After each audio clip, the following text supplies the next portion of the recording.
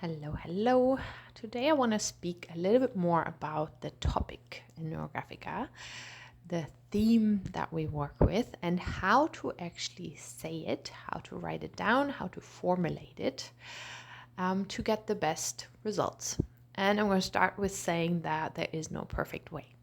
That works for everyone, but it's all about finding the way for you. So there are several layers in there that I think makes sense to talk about. So I'm going to start with, of course, it depends what algorithm we work with. If we work with the first algorithm, that means that our topic is going to be a challenge, a problem, thing that we want to change in our life. It's going to be something that inherently produces some tension.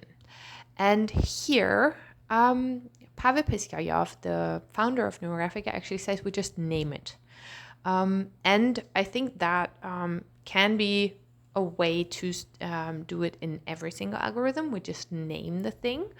But in the first algorithm, because we speak about quote unquote a problem, it can make a difference if we name the problem, or name the potential solution, name the change that we want.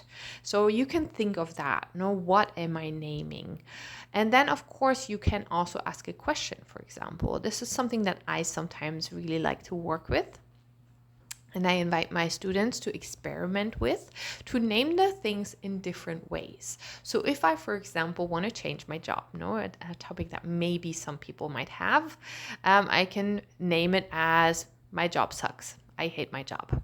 These are already two ways. The first one, my job sucks, puts a label on my job. I can do that and then see what comes up when I work with it.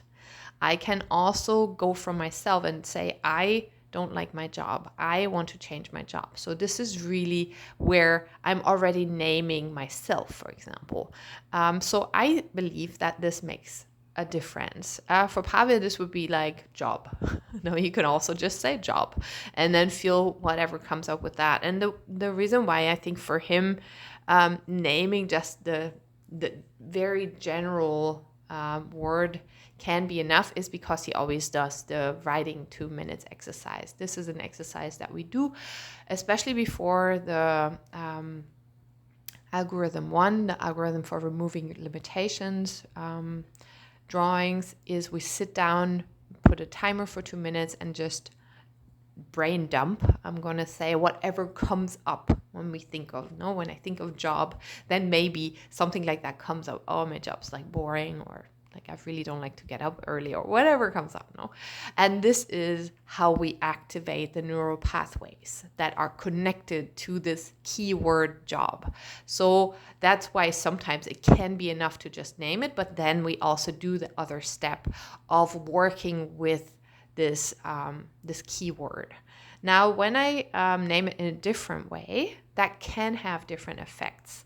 I don't know if there are any studies about this. I would love to to make some or learn about them. So if you know anything, just let me know. So we can, of course, also, as I said, name my job sucks, or my job's boring, or my job is blah, blah, blah. As a statement, a judgment about the thing, and then see what comes up when I work with that. And then, of course, I can do the writing exercise. I can do other exercises to activate it more. So the whole idea of naming the quote-unquote problem is to really activate neural pathways. By putting up the name, writing it down, really setting it as the topic for this drawing, we activate the parts of our brain that are connected to it. And that's what helps us then kind of go into the process. So this is how we start the process. Now, if I name it in a way that involves the I, like I don't like my job, or I have problems with blah, blah, blah. This, of course, can have a different effect. There I am already part of quote unquote the problem. And I can explore it in a different way, and I can explore my role in it in a different way. You could also ask a question: how can I change my job? Or what job do I want? What do I actually want? What do I need? How can I get the thing I want? So those are all possible ways of working with the topic. And as I said in the beginning, there is no right way. There is no one way, and this is going to lead you to the thing that you want. This is not how it works. What I always recommend my students is to really experiment with it and name your topic in different ways. Make several drawings. Several drawings always have more impact than just a single drawing. So if you make, for example, 3 drawings, one is just the job and you see what comes up. The next is I want a different job, and you see what comes up. And the third one is maybe the question: how can I get that different job?